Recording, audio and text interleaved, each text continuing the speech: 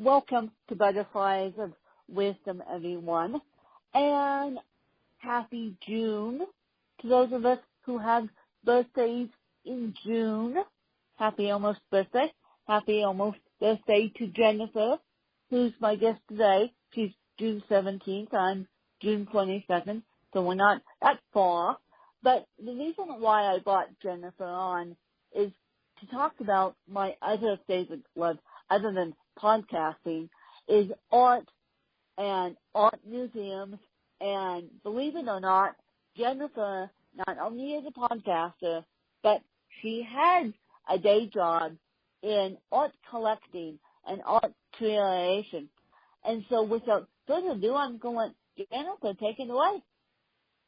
Hello, Wynn. Hello, everyone. My name is Jennifer Dasal, and I am an associate curator of contemporary art at the North Carolina Museum of Art in Raleigh, which is where I am currently based. And as Wynn said, I am also a podcaster. I have a podcast called Art Curious, which is all about the unexpected, the slightly odd, and the strangely wonderful in art history. It's a little bit of information about me. I'm originally from California, now living in North Carolina, and I'm excited to be here with you today. Well, I'm excited to be here with you. Your title piques my interest, the Art Curious. So, I normally don't ask this first question. I normally ask, what is your favorite book? But what is your favorite piece of art that you have ever seen or curated or talked about on a podcast? Oh, that is such a good question, but it's also such a hard question because I feel like it changes all the time based on just what I'm looking at the moment or what I'm reading about. I would say that one of the most wonderful experiences I had with looking at a work of art was a few years back. I was in Belgium, and I had forgotten about the fact that a work by an artist named Jacques-Louis David, who was a French Revolutionary period artist, called The Death of Marat, one of his most famous pieces. I totally blanked and forgot that it was in this gallery in Brussels and realized it only probably about 20 minutes or so before the museum closed. And so I literally ran to see this one painting. Yeah. Luckily I made it, but, a little bit of time to spare to look at it. But I think just because of that last-minute realization and the hurrying just to try to fit it in, that has always been one of those works of art that has stuck with me and has had an impression. When I turned 15, I had the luxury of going to Amsterdam, where Vincent van Gogh did all his paintings, and I got to see Starry, Starry Night in person. My God, that was a interesting experience. And then I got to see exhibit in New York, I believe it was at the MoMA, of his Postman exhibit. And so Vincent van Gogh is one of my all-time favorites. But I have yet to see the Mona Lisa. And the reason why I think of the Mona Lisa is because Mona Lisa is a very famous painting, and yet she's someone you talked about on your podcast. So is that a podcast that you recommend, a podcast episode that you recommend all my listeners listen to? Or what is your favorite podcast episode of your podcast? Oh, another good question. That's one of those things that's sort of like picking your favorite pet or picking your favorite child. I love a lot of them, but I would say that that's probably the best episode to kind of just break into what I do. It was actually inspired by one of my professors in college who was this totally smart woman, very, very well educated, very matter of fact. And one day in the middle of class, she just put this little aside and said, I think the Mona Lisa on view at the Louvre is fake. And I thought, that is the weirdest thing to say. It seems like a conspiracy theory, and it always stuck with me because it seemed really out of character for her. And so that is what I actually explore in that Mona Lisa episode, is this idea why someone would think it was fake. And it turns out that there's a lot of ups and downs in the story of the Mona Lisa and how it got to the Louvre. Has it stayed there the whole time?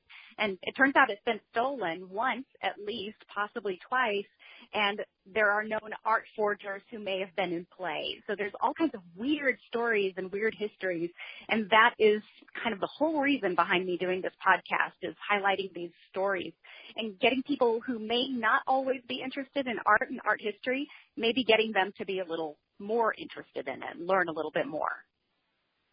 I don't know if you heard my latest episode with Lauren. I forget Lauren's last name at this point, but she is a freelance artist, and I used to be a freelance artist way back when, you guys.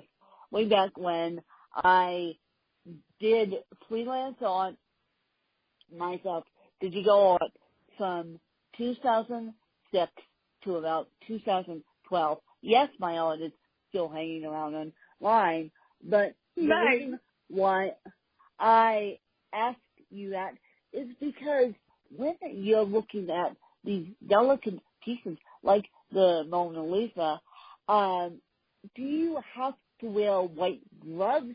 Or when, I know you can't pick up these pieces automatically with your hands because the hands have a bunch of dirt and grime all over them, and I know these art collectors don't want the dirt and grime.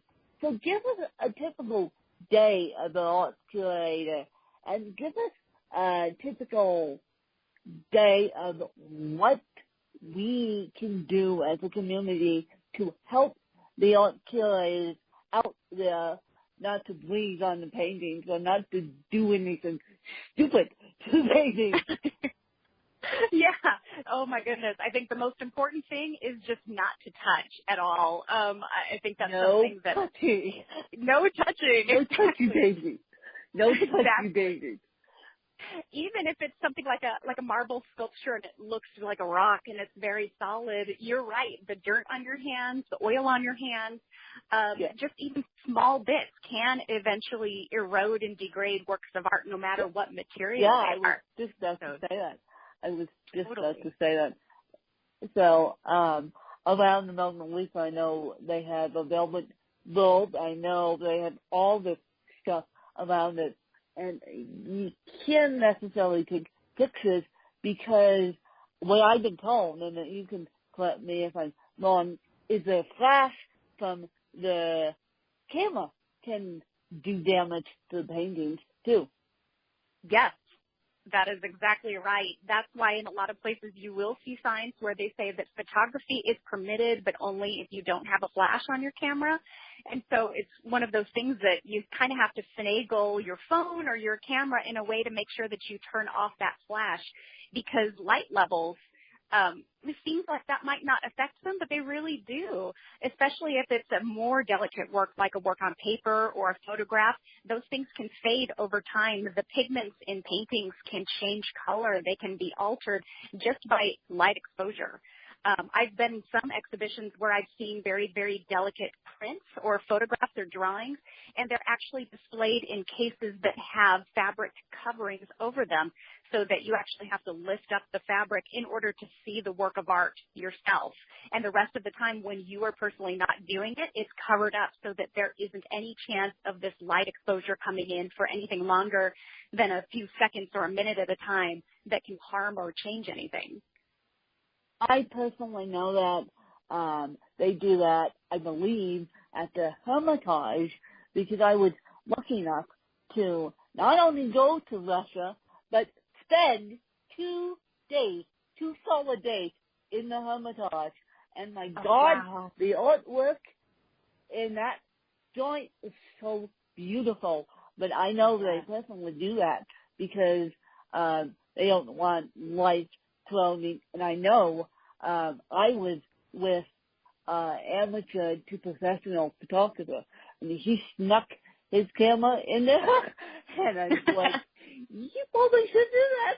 But he's like, I'm only at the Hermitage once, with you guys. And I'm like, yep, if they caught you, and then we would have major problems.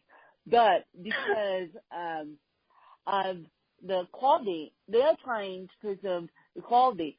So what you're saying to my community, the next time they take their kids to the Museum of Modern Art in New York or the Getty Museum in LA or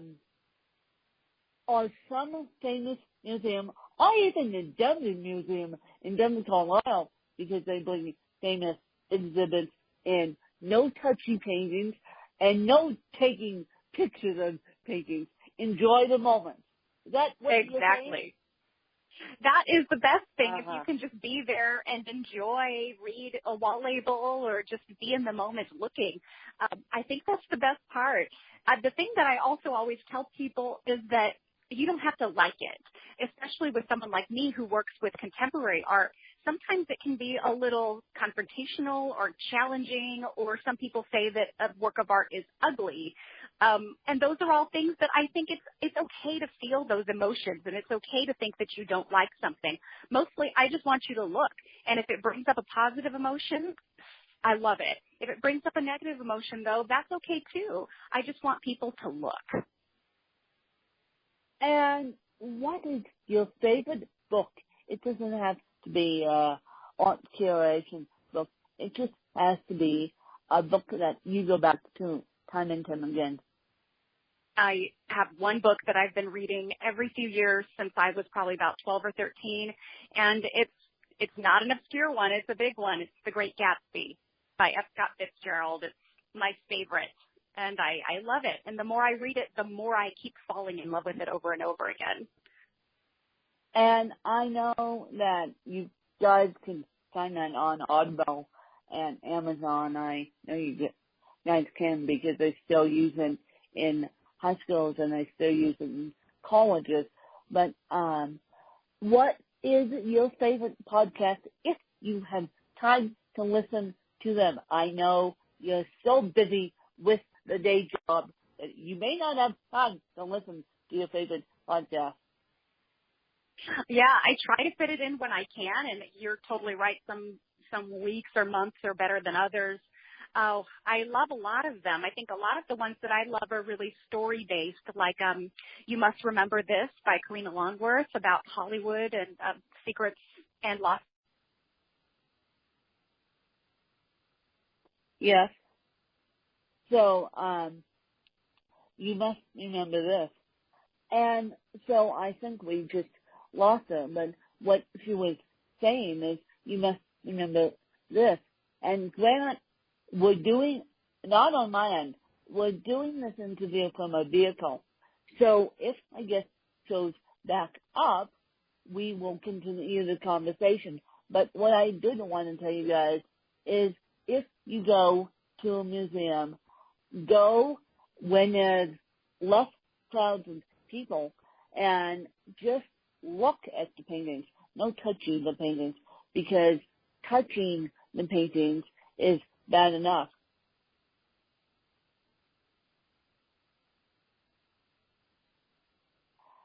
So I think that's a good lesson for all of us, because I believe that touching the paintings doesn't help. And so as soon as my guest shows back up, I'm going to let her take it away. But as I said, when I went to the Hermitage, they told us not to touch the paintings, not to take photography of the paintings.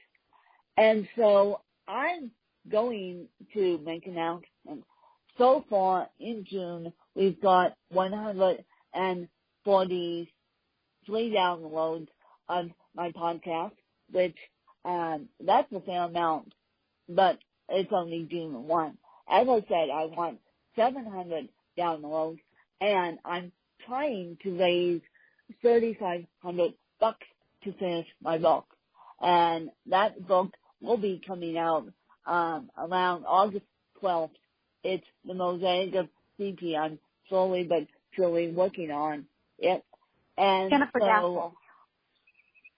Jennifer, hi. Win. How are you? Hi. I am so sorry. My phone it's fully charged, but it said that it was too hot, and I had to stop using it for it to cool down. I apologize to you and your listeners. Oh my goodness. I think in technology in Durham, North Carolina. So, and Durham, North Carolina is hot in my goodness, June. So, oh my yes. goodness.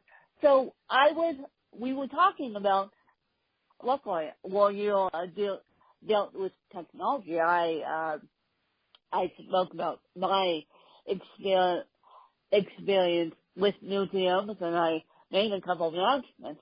But my question to you is, what do you tell kids when they go to a museum? Because I know it's now summertime, and I know parents are trying to get their kids exposed to art. But I know at the same time it's hard, because I know we talked about earlier that no touching the paintings, no breathing on the paintings, no eating in front of paintings. So what's your advice for all the parents listening out there to explain to their kids, okay, we're going to the Dasal Museum, or we're going to the MoMA, or we're going to the Getty in Los Angeles? What do they need to do? I think there's a couple things that parents can do. I think one of the most important things is just to know that art museums are places where everyone is welcome. I think sometimes there's this idea that art spaces are really exclusive, and therefore only people of a certain class or a certain generation or a certain race are met with for people who have money. And I don't think that's true. That it is difficult, and that a lot of art museums do pay or charge very expensive fees and ticket prices to get in. But there are lots of places that don't. And I would encourage people to seek those out, to support them in any way possible, and to enjoy what's essentially there for everyone to partake of. The other thing that I tell people, especially parents, is that there's no one right way to look at a piece of art or to understand a piece of art. Sometimes people are wanting to look at a painting and say, I think it's about this, but I'm not sure that's what the artist has in mind. And I always want to tell people, you know what, that's okay. If you think this painting is about something, that can be totally correct, and I can have a completely different interpretation. And both of them can exist simultaneously. That's kind of the nice thing about works of art or film or music. You can have your own individual reaction to it. And just because it might not be what the artist had in mind when he or she painted it or created the work, that doesn't mean that it's not valid. So I encourage everybody to go and come up with their own ideas. And I know there's botanical gardens outside these museums now. MoMA is the Museum of Modern Art is smack dab in the middle of New York City, and MoMA is very modern. But I know there's beautiful botanical gardens. So if you pay the ticket prices for the museums, go into the museums at least for 1 hour, and then take a walk outside in the beautiful botanic gardens. I'm thinking of the Denver Botanic Gardens, which I believe the Denver Museum of Art has special events there. So you may want to investigate your museums just because they may have lower priced special events. Yeah, exactly. And a lot of things, the museums might not necessarily always be art related. Sometimes they'll have special dance performances or movies. I know that our museum in Raleigh has a wonderful music and performance series. And there's all kinds of things, both ticketed and not ticketed, for people of all ages, from young children all the way up through seniors. So yeah, I would check with the calendar and events at any museum that you or your listeners are interested in. There's always all kinds of things going on. Yeah. There's always all kinds of things going on. And you guys can spend a whole day or just a whole morning. I know that day camps try and take these kids to the museum, but that always doesn't work. But as long as we don't touchy the paintings, that's perfectly fine. And so, what would be, Jennifer, your favorite piece of advice to kick off the summer art season and to make my listeners now feel comfortable with art? Oh my goodness. I think my number one piece of advice is just to go look. And even if that's just pulling up an arts website on your computer, I think that's always a good thing too. Just the more that you familiarize yourself with arts, whether that be painting or sculpture or even photography or something else, the more you look at it, the more you read about it or listen to it, the more that'll become part of your community and your interests. I just encourage people to get involved in whatever ways they can. And where can the people find you in person? And where can the people find you and find the podcast? Yeah, I am in North Carolina at the North Carolina Museum of Art in Raleigh. And my podcast is the Art Curious Podcast. And Art Curious is one word. And you can find it on iTunes, on SoundCloud, YouTube. And then we also have a website that's artcuriouspodcast.com. And, of course, we're on Twitter, Instagram, the whole thing. Yeah, you're all over the place. And I have yet to listen to your podcast. I'll make that a project today, you guys, now that I can breathe, now that it's not May, and I can take a moment to listen to a podcast. But before I let Jennifer go, I'm going to have Jennifer ask me 2 to 4 questions that she's been interested in asking me. That would be fantastic. Yeah, I think I had definitely a couple questions in mind. Sorry, one moment. Let me pull them up. So one of the things I was wondering is, I know that you always ask people about their favorite book. So I want to know what your favorite book is besides your own that you have written. Besides my own? Yes. Sweet Cup of Tea by Greg Mortensen. And I'm going to do the history of fashion, believe it or not, because the history of fashion is a requirement for my fashion journalism degree. So talk about all books right there that I have to read. So that one is going to be interesting because I particularly love art. I particularly love fashion. So I'm really excited about this degree. That sounds really good, actually. It's not so nice when you're studying something that you really love at the same time, so that it maybe doesn't feel like homework or work. And then my other question that I have for you was, I'm wondering about your own educational experiences. How does that affect the way that you teach others or what you choose to teach others?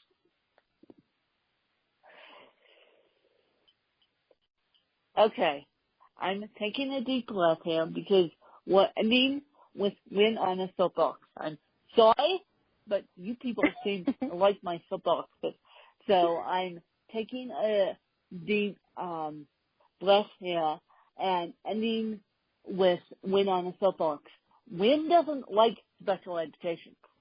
I have had the luxury of being mainstreamed in all my educational classes, including college for the first time, and I will be mainstreamed again in my college the second time, which will be beginning in the fall.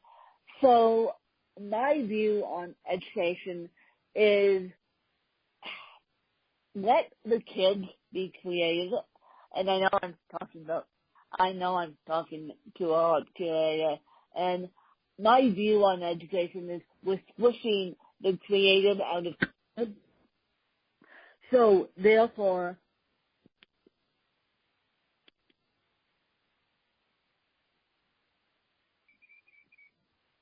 When are you there? Excuse me?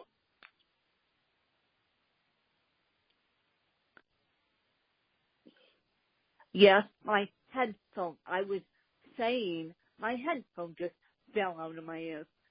Oh no. So I was saying that therefore we should not let the creative out of the kids, because I was told I was raised as go to school to be a doctor, lawyer, educator. Of course, I picked educator, and so I would think if the kid wants to go into fashion journalism, let the kid go into fashion journalism. If the kid wants to go into art curation, let the kid go into art curation, but don't take creativity away from the kids. I totally agree. I love that viewpoint. And yes, so I appreciate Laura being on the podcast, even though we've had technical difficulties. And I'm sorry, you guys, you got me in the middle of it with the technical difficulties. But we got it all together, and we made this podcast happen. And so, yes. Where can you said your podcast is in iTunes? Yes, it is. Art Curious Podcast. And we will have all of Laura's information in the show notes. And I just want to thank you guys for listening through the technical difficulties. And I just want to thank you guys. And again, if you guys want to buy my art to help me out, my art is hanging around. If you Google fineartamerica.com, and you can see my artwork on there. You just type in my full name, which is Win, W-I-N, Kelly, K-E-L-L-Y, Charles, C-H-A-R-L-S. And again, my book is coming slowly but surely, but I need 3,500 to finish the book because of reasons it's being totally rewritten, and I want to make this the best quality book that I can. I actually want to make it a New York Times bestseller, so you guys need to help me out and need to support this podcast some way or another. And so if you find it in the goodness of your heart, every little bit counts. And of course, my art is still hanging around, and I still get paychecks for it, so that would help too. But I appreciate everyone's time, and I hope you guys enjoyed another fabulous episode with Laura and I hope you guys enjoy June, and let's kick off June like we've have to now, because big birthday months and all this summer stuff, including art museums, and I appreciate you guys' support. Bye, you guys.